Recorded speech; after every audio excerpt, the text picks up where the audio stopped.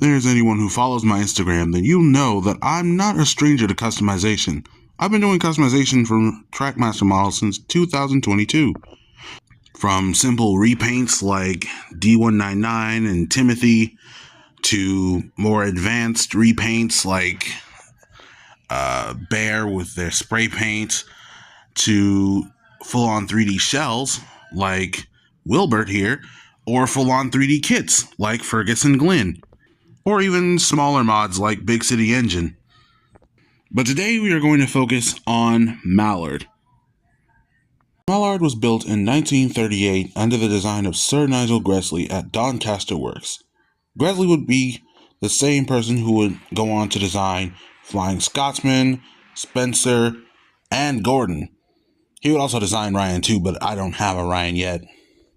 Mallard would go on to break records by going 126 miles per hour, which at the time was the fastest a steam engine ever would go.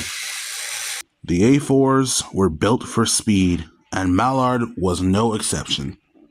There were other A4s around too, such as Union in South Africa, Bittern, Dwight D. Eisenhower, and of course Spencer. But Mallard made history because of that certain speed record. And today I'm going to show you guys how to make him.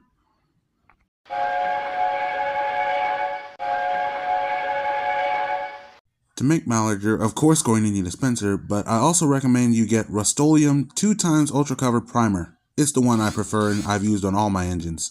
Then I get this black brand Formula Lagoon Blue spray paint. Before I started spray painting, the first thing I painted was the wheels, because I knew they would take the longest.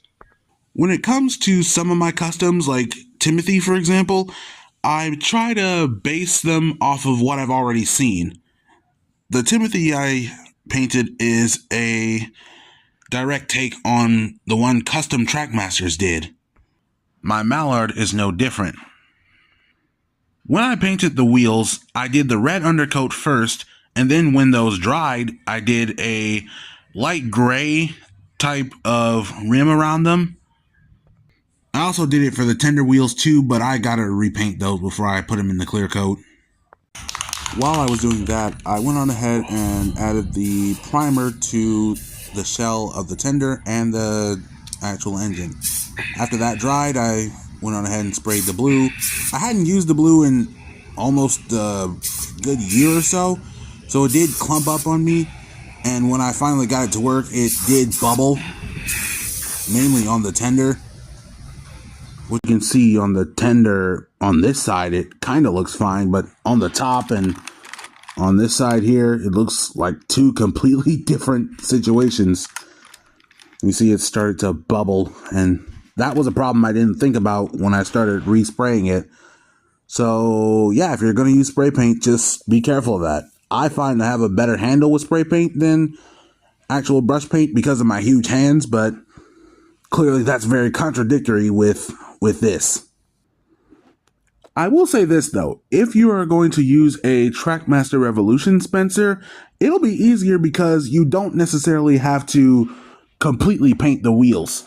All you have to do is find an engine with a set of red wheels on the chassis and tender. I'd say someone like Duchess because they're pretty cheap.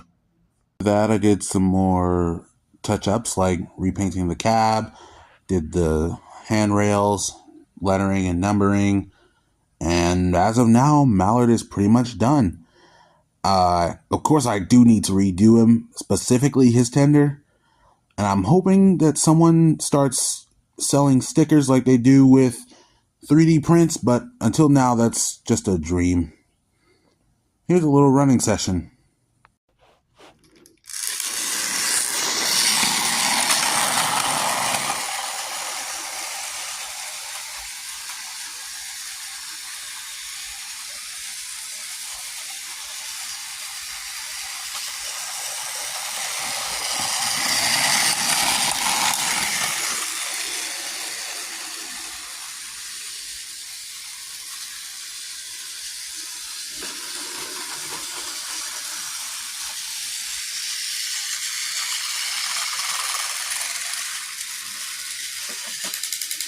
And this is the final product, guys. For a prototype, I'm pretty satisfied with how this came out. I do have a lot more engines that I want to customize, but for now, this is all I can do.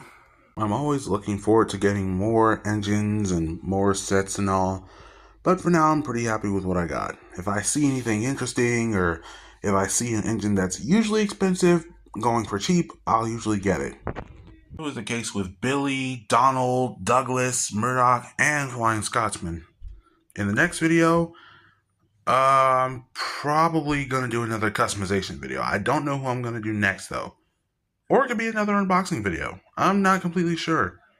But thanks for watching.